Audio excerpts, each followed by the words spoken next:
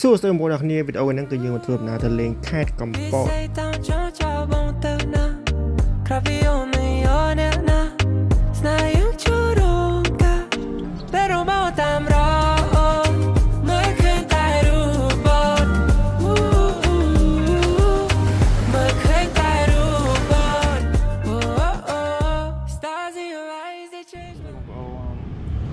ឥឡូវមក10ជាងហើយខ្ញុំអង្គុយញ៉ាំស្វាយនៅកំពត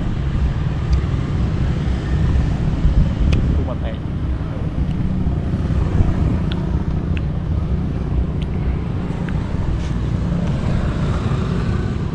មុនហ្នឹងទៅស្នេហ៍កាបានថតវីដេអូថតបន្តិចមកពីស្នេហ៍កាដេកនៅកំពតថ្ងៃហ្នឹងហៅចាក់មកតែពេលដល់ស្នេហ៍កាចោលថាពេលឥឡូវអត់មានបាត់វាល្អតាក់ពេកតែពេលយកមកដេកវិញគួរតែចាំមកស្អីក៏ដល់យប់បាត់ដែរ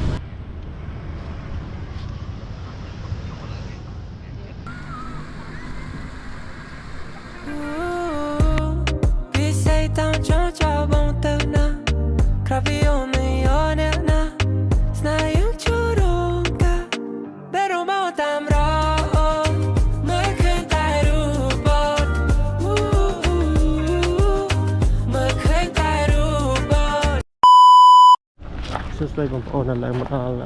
ដងទេ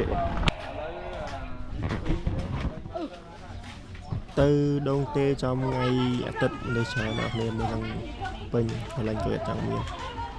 នៅក្នុងនេះច្រើនពេកអត់សូវហ៊ាននិយាយក៏ voice over ទៅនិយាយទៅធ្លាប់ឮដងទេដល់ឃើញតាម Facebook អញ្ចឹងតែដែរទៅ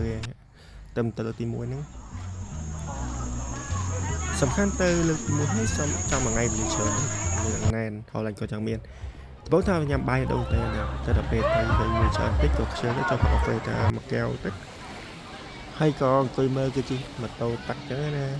ក្នុងចិត្តគិតថាចង់ជិះដែរតែអត់តន់ហ៊ានជិះជាមួយចាំទៅលើក្រោយចាំសាក់ជិះម៉ូតូតាក់នឹងមើលសិន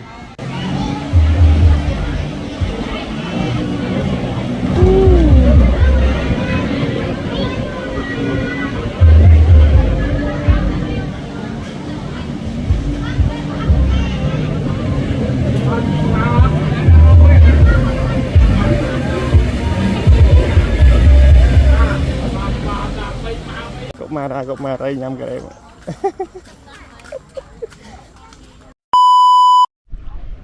ស្វែងលើបងនៅចុងតូចដាក់ស៊ុយថៃ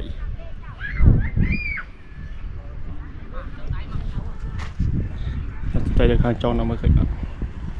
នោះដាក់ស្ទួយចោលហើយអង្គុយទៅពេលនេះស្ទួយមួយថ្ងៃបានត្រីមួយអញ្ចឹងវីដេអូប៉ុណ្ណឹងបានហើយបាយអរគ្នាបាយ